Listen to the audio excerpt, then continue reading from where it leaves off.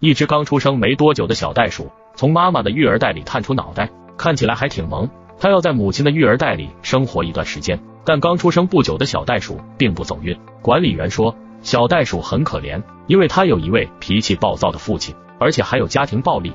这只袋鼠妈妈叫特拉。这时从房间里出来一只袋鼠，园里的袋鼠一脸惊恐，它有那么可怕吗？为什么感觉袋鼠们都怕它？原来这只袋鼠是小袋鼠的爸爸，也是这个袋鼠群的首领。他出来二话不说，冲上了妻子特拉。特拉一看到他，马上逃跑。他们开始打了起来。由于袋鼠妈妈担心着小袋鼠的安危，所以一直处于下风。饲养员见到这情况，也立马上去拉架，把袋鼠爸爸拉开了。这是怎么回事呢？袋鼠爸爸为什么要对自己的妻子大打出手？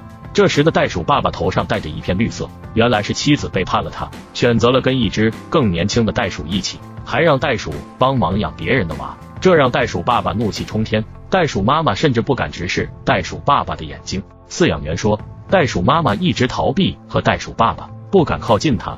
饲养员好心拉架，但袋鼠爸爸把气撒在了饲养员，对饲养员一阵猛打。在饲养员不注意，又准备对特拉出手了，但特拉不想惹丈夫，只好带着孩子躲到了房间里。没到达公袋鼠并不打算放过特拉，这绿帽可是要戴一辈子的，所以就跟到了房里，又进行了家庭暴力模式。但特拉为了孩子和丈夫打了起来，随后丈夫一脚踹到特拉的肚子上，特拉的肚子里还有宝宝呢。饲养员看到后一脸惊恐，赶忙到房里拉开袋鼠爸爸，但袋鼠爸爸还在使劲的挣扎，好像还不打算放弃。最后饲养员没有办法，只能把他关到了小黑屋里。袋鼠妈妈刚出去就查看孩子的状况，心疼的舔着孩子，安慰着他。饲养员准备带特拉去检查下，毕竟小袋鼠也是刚出生没多久。经过检查后，幸运的是小袋鼠没有什么问题。袋鼠爸爸被关小黑屋，面壁思过了，特拉才敢让小袋鼠出来溜达下。虽然袋鼠爸爸被关小黑屋了，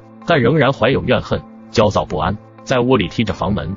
特拉听到声音，急忙的引导着小袋鼠回到育儿袋。可以看得出，这是真的怕。对于特拉来说，首要的就是保护好孩子。饲养员说，这也不是办法，因为小袋鼠不能从育儿袋出来的话，根本没有办法学习走路。特拉坐地上，一脸慌张，吓得不敢动。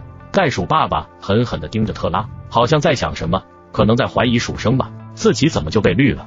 饲养员说，也不能完全怪袋鼠爸爸，在之前袋鼠爸爸生病了，病得很重，休养了很久，6个月后才好起来。自然界是优胜劣汰的，所以在这期间，特拉就跟3只年轻的袋鼠好上了，还生下了孩子。